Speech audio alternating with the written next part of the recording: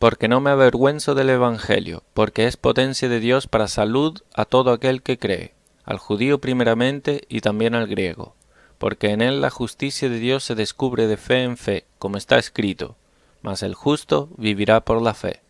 Porque no me avergüenzo del Evangelio, porque es potencia de Dios para salud. Comienza así el apóstol tomando la delantera, y advirtiendo que no se inquieta por las burlas de los perversos, sino que procura ensalzar la doctrina del Evangelio, para que no parezca menospreciable a los romanos. Ciertamente da a entender que ella es despreciable para el mundo, al decir que no se avergüenza de ella. Mas por este medio los prepara para sufrir el oprobio de la cruz de Cristo, a fin de que no desestimen el Evangelio, cuando lo vean como objeto de las risas y burlas de los inicuos.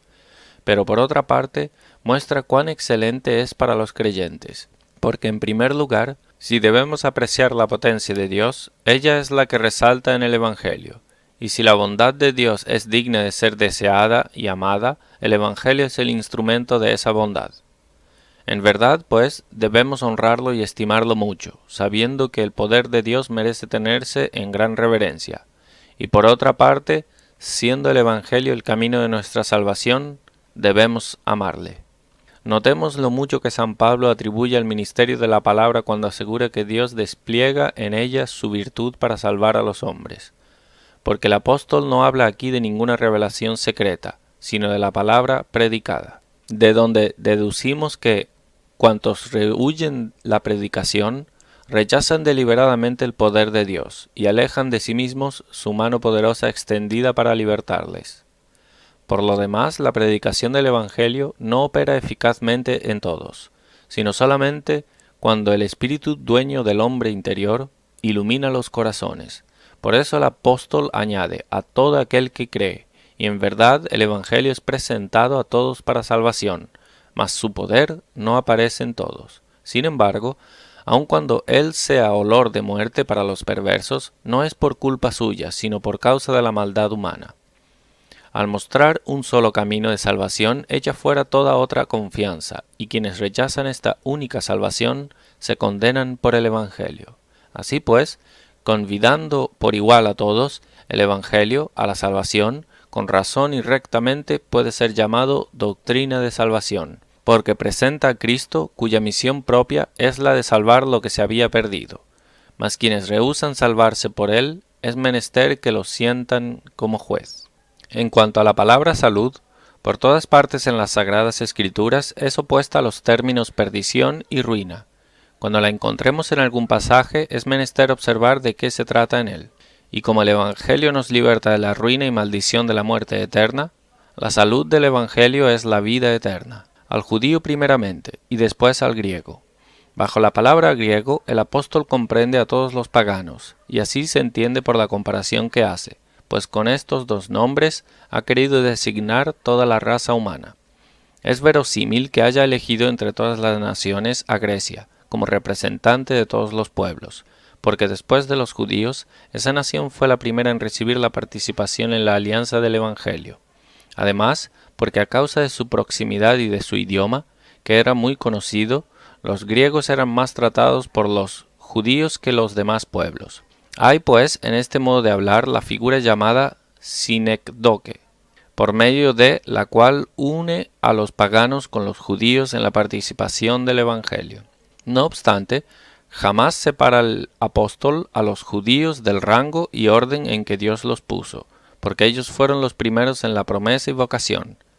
Les concede, pues, esta prerrogativa, pero les hace compañeros de los paganos, aunque colocándolos en un grado inferior y secundario, porque en él la justicia de Dios se descubre, de fe en fe. Esta es una declaración y confirmación del asunto precedente, es decir, que el Evangelio es el poder de Dios para salvar, porque si nosotros buscamos la salvación, o sea, la vida cerca de Dios, es menester, primeramente, que busquemos la justicia, por la cual, siendo reconciliados con Él, obtenemos, si Él nos es propicio, la vida, que consiste totalmente en su buen afecto hacia nosotros. Para ser, pues, amados por Dios es preciso, necesariamente, que seamos justos, pues en Dios hay adversión por la injusticia. Quiere, por tanto, decirnos que nuestra salvación está solo en el Evangelio, porque no existe otro camino por el cual Dios nos justifique y su justicia nos libra de la condenación. Porque esta justicia, que es fundamento de nuestra salvación, es revelada en el Evangelio. De ahí que el Evangelio sea llamado potencia de Dios para salvación. Así el apóstol deduce la causa por el efecto que de ella procede. Notemos una vez más, qué tesoro tan excelente y de tanto precio el Señor nos concede en el Evangelio, es decir, la comunicación de su justicia. Por justicia de Dios, entiendo una justicia por el juicio de Dios, ya que, por el contrario, el apóstol acostumbra a llamar justicia humana la estimada y declarada por la opinión de los hombres, aunque en verdad ésta no sea sino humo. A pesar de esto, no dudo que San Pablo tenga en cuenta y haga alusión a muchas profecías, en las cuales el Espíritu Santo, casi siempre, celebra y magnifica la justicia de Dios en el reino de Cristo, que estaba por venir. Las otras explican la justicia de Dios por los términos, que nos es dada por Dios. Confieso que las palabras encierran este sentido. Dios nos salva justificándonos por el Evangelio, aunque de todos modos la primera exposición me parece más conveniente y no deseo discutirla demasiado. Hay otro punto que merece más nuestra atención. Algunos piensan que esta justicia no consiste solamente en la remisión gratuita de los pecados, sino en parte, también, en la gracia de la regeneración. Yo entiendo que somos restablecidos en la vida, porque el Señor nos reconcilia consigo gratuitamente. Y de esto ya trataremos con más amplitud cuando analicemos el pasaje correspondiente. Además, mientras que el apóstol dice que tenía delante de sí a todos los creyentes, menciona ahora la fe, porque la justicia ofrecida por el Evangelio la recibimos por la fe. Después dice en fe, pues mientras nuestra fe avanza y según aprovechemos en su conocimiento, la justicia de Dios crece también, aumentando en nosotros, siendo por así decirlo tanto mejor establecidos y confirmados en su posesión. Desde el instante en que gustamos el Evangelio, contemplamos ya el rostro de Dios feliz y amable, aunque desde lejos, porque a medida que adelantamos en el temor de Dios, vemos más clara y familiarmente su gracia, como si nos aproximásemos más a algún objeto para verlo mejor. En cuanto a lo que piensan algunos sobre estas palabras, diciendo que encierran tácitamente una comparación entre el Antiguo y el Nuevo Testamento, digo que eso es un comentario muy sutil, pues San Pablo no compara en este pasaje a los cristianos con los padres, que vivieron bajo la ley, sino que se refiere únicamente a nuestro avance en el camino de la fe. Como está escrito, el justo vivirá por la fe. El apóstol demuestra esta justicia de la fe por el testimonio del profeta Habacuc, pues éste, al profetizar la ruina de los soberbios, dice a la vez que la vida de los justos consiste y se afirma en la fe.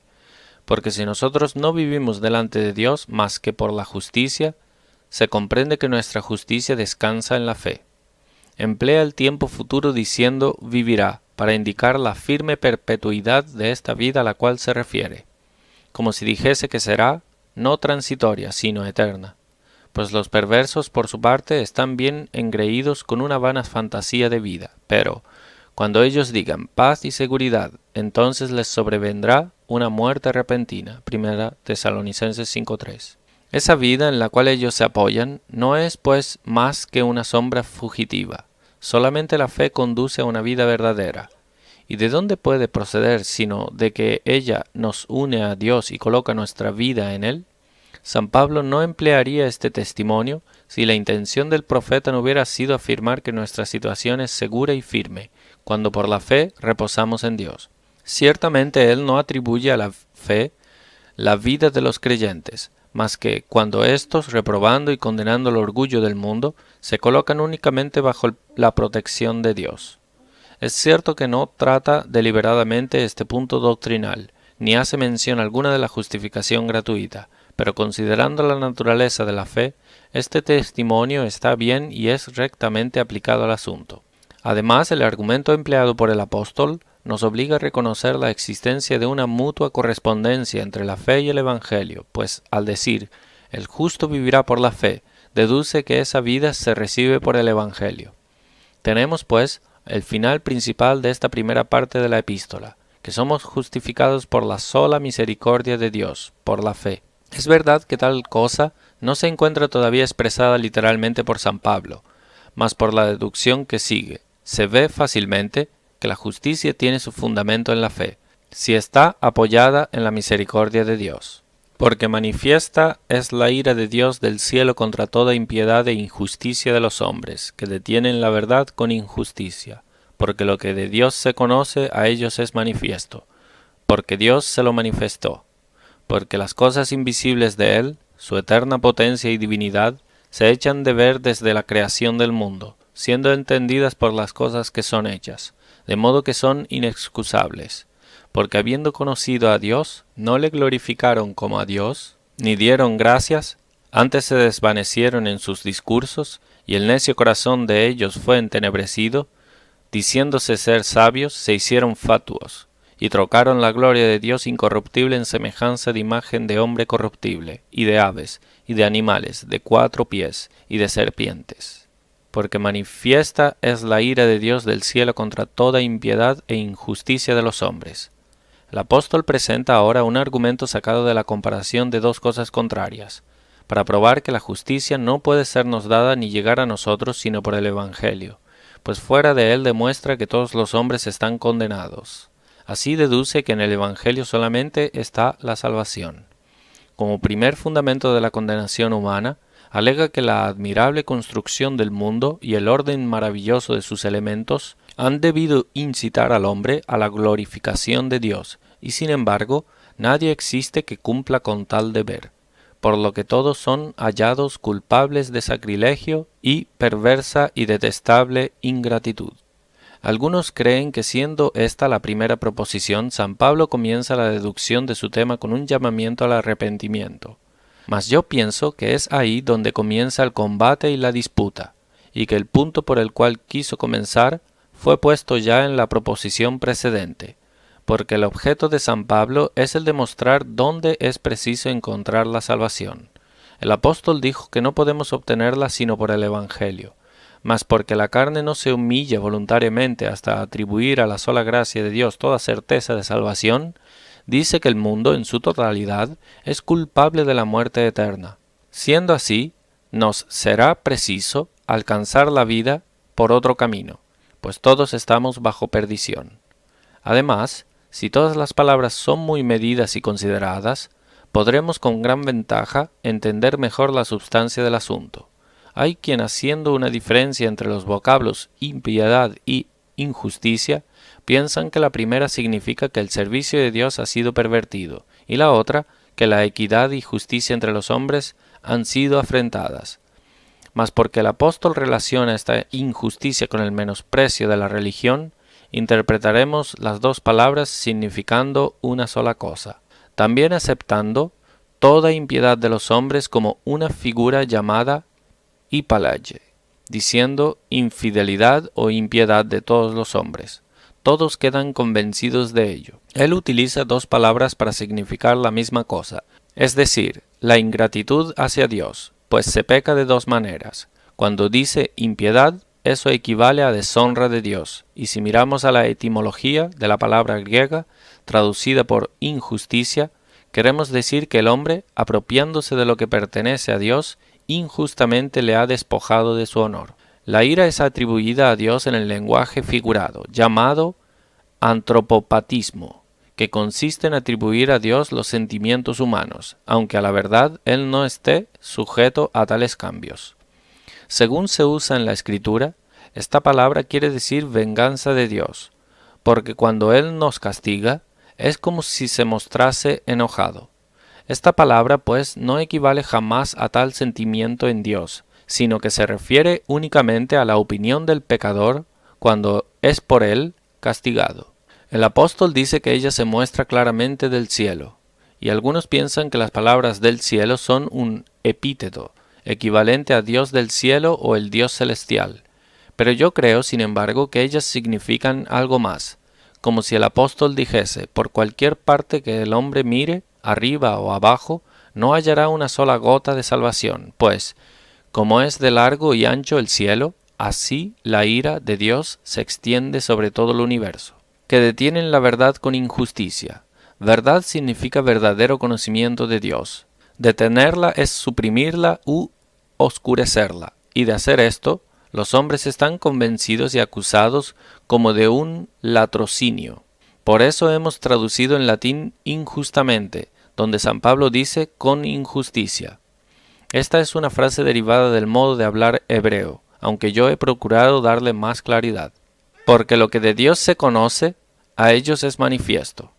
El apóstol se refiere a lo que nos está permitido y determinado conocer respecto a Dios, entendiendo por ello todo cuanto pertenece y sirve para su gloria o contribuye a ella, es decir, todo aquello que debe conmovernos e incitarnos a glorificarle. Por este término, ¿por qué?, afirma que nuestro espíritu no puede comprender a Dios tal y como es en su grandeza, pero que existe una cierta parte con la cual deben contentarse los hombres, pues Dios acomoda a nuestra pequeñez todo cuanto nos dice y sirve para atestiguar su majestad. Cuantos quieren saber y comprender lo que Dios es, desvarían, pues el Espíritu Santo, perfecto doctor de la sabiduría, no nos conduce sin motivo a lo que se puede conocer de Él. De cómo ese conocimiento llega a nosotros, el apóstol lo dice después. Notemos, sin embargo, que él ha dicho, a ellos, o mejor, en ellos, tratando de expresar más claramente su pensamiento, pues aunque utiliza con gusto la manera de hablar hebraica, en la cual la palabra beth significa en, a menudo esta es superflua, pues parece que en este pasaje ha querido representar una prueba capaz de apresar a los hombres tan vivamente que no puedan escapar, porque de hecho cada uno siente este testimonio grabado en su corazón. Cuando dice, porque Dios se lo manifestó, quiere indicar que el hombre ha sido creado para contemplar esta excelente obra, y que Dios le ha puesto ojos en el rostro para que, contemplando tan bella imagen del universo, pudiera conocer a su autor. Porque las cosas invisibles de él, su eterna potencia y divinidad, se echan de ver desde la creación del mundo, siendo entendidas por las cosas que son hechas. Dios en sí mismo es invisible, mas para que su majestad resplandezca en todas sus obras y criaturas, los hombres deberían conocerle por ellas, pues muestran claramente que Él es el obrero que las hizo. Por esta razón, el apóstol dice a los hebreos que los siglos son como espejos, o demostraciones de las cosas que no se ven. No deduce detalladamente todo cuanto puede ser considerado en Dios, sino muestra únicamente aquellas cosas que contribuyen al conocimiento de su potencia y eternidad divina, pues necesariamente el autor de todo ello no tiene principio y subsiste por sí mismo. Cuando se ha llegado a comprender eso, entonces se entiende que su divinidad no puede existir sin las demás virtudes, puesto que las comprende a todas, de modo que son inexcusables. Se deduce fácilmente de lo anterior. ¿Cómo los hombres pueden aprovechar esta demostración? Puesto que es razonable y no podrán escapar a su merecida condenación. Obtenemos, pues, esta conclusión, que la demostración de Dios, por la cual se manifiesta su gloria en las criaturas, es lo suficientemente evidente por su claridad, pero que por causa de nuestra ceguera ella resulta insuficiente. A pesar de eso, no estamos tan totalmente ciegos como para alegar ignorancia, y no ser considerados como culpables de malicia y perversidad. Comprendemos muy bien que existe una divinidad. Deducimos que a esta majestad divina, sea cual fuere, se le deben honor y respeto, pero sobre esto último, nuestra razón desfallece antes de poder conocer quién es Dios o qué es Él. Por eso el apóstol en Hebreos atribuye a la fe esta luz, para que aprovechemos como es debido la creación del mundo, y no sin razón, pues nuestra ceguera nos impide alcanzar su fin preciso. Vémoslo bastante bien para que no nos sea posible escapar por excusa o réplica. San Pablo demuestra ambas cosas en Hechos 14, 16, 17, cuando dice que el Señor en tiempos pasados dejó vivir a los paganos en ignorancia, aunque nunca se dejó sin testimonio, porque Él ha dado la lluvia y las cosechas fértiles.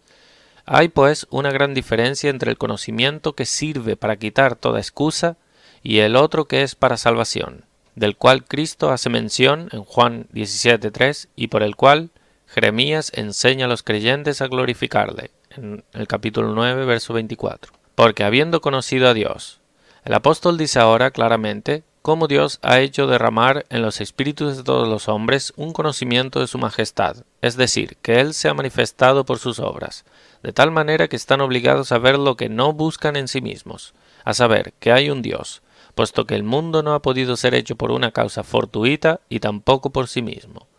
Mas es preciso notar siempre cuál ha sido el grado de conocimiento en que han permanecido, como lo vemos por las palabras siguientes.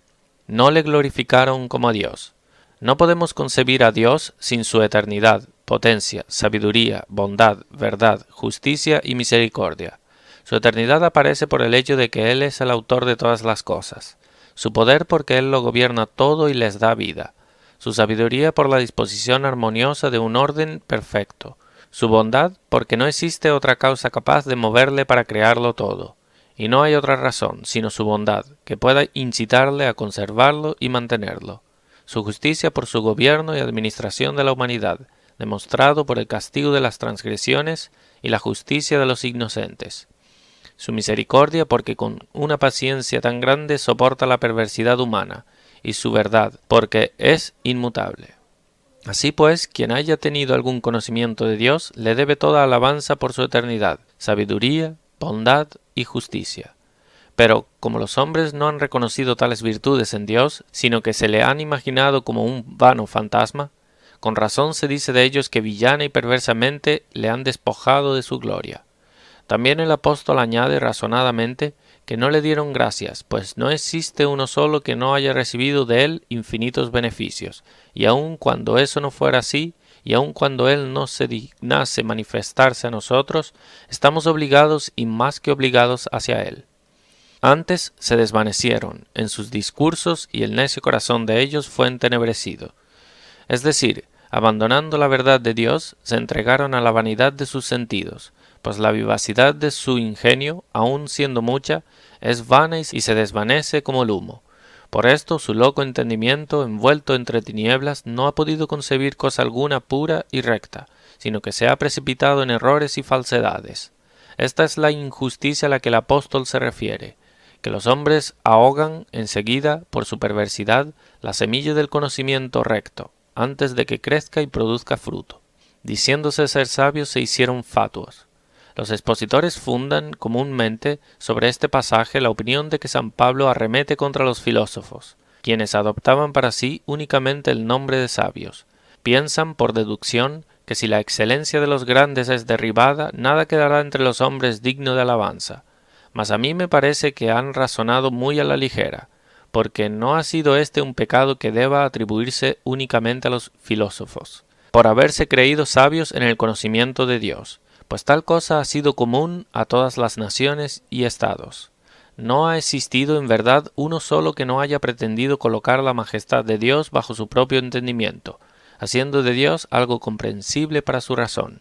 Esta presunción, digo yo, no se aprende en las escuelas, sino que por estar ligada a nuestra naturaleza corrompida, nos acompaña, por así decirlo, desde el seno materno, pues de todos es sabido que éste ha sido un mal común en todo tiempo, y que por su causa los hombres han soltado sus riendas inventando toda suerte de supersticiones. Este es, pues, el orgullo condenado, que los hombres, en lugar de reconocer su humildad y baja suerte, dando gloria a Dios, han querido ser sabios por sí mismos, rebajando a Dios hasta su pequeñez y abyección. Pues San Pablo retiene siempre este principio, que nadie es excluido del servicio de Dios, más que por su propia ignorancia, como si dijese, por haber revelado orgullosamente los hombres han sido embrutecidos justicieramente por Dios. Además, existe también una razón evidentísima contra la interpretación que yo he refutado. Esta es que el error de representar a Dios por medio de una imagen no ha comenzado con los filósofos, sino que éstos la tomaron de otros confirmándola con su aprobación, y trocaron la gloria de Dios incorruptible en semejanza de imagen de hombre corruptible, y de aves, y de animales de 4 pies, y de serpientes. Después de haberse imaginado a Dios, conforme a su conocimiento, sería menester un esfuerzo mucho más grande para reconocerle como verdadero Dios, pero ellos se forjaron un Dios nuevo y ficticio, o más bien un fantasma divino. Por eso es correcto decir que trocaron la gloria del Señor al apartarse del verdadero Dios e hicieron algo así como llamar suyo al hijo de otro hombre. No hay por qué pensar que esta excusa les sirva de algo, diciendo que ellos creen que Dios está en el cielo y no piensan que sea Dios una imagen de madera considerándola únicamente como una representación suya, para recordarle. Pues aun siendo así, Eso supone ya un ultraje y oprobio contra Dios, y es absurdo comparar su majestad con tales cosas. Sin embargo, nadie es ajeno a tal audacia y temeridad, ni los sacerdotes, ni los legisladores, ni los filósofos, entre los cuales el más sabio y razonable, Platón, dejaron de buscar a Dios bajo alguna representación física. Así pues, esta locura humana de querer figurarse a Dios demuestra claramente las graves y necias imaginaciones acerca de Dios, porque han manchado su majestad al hacerle semejante a una imagen de hombre corruptible. Me gusta más traducir así la palabra griega, que como lo hace Erasmo diciendo, hombre mortal, porque San Pablo no opone solamente la inmortalidad de Dios a la mortalidad del hombre, sino también a la condición muy miserable del hombre, la gloria incomprensible de Dios, el cual carece en absoluto de pecado o mancha. No satisfechos aún con acto tan desgraciado, llegaron a compararle con las bestias, incluso con las más villanas y odiosas, por lo que se hace más clara aún su estupidez.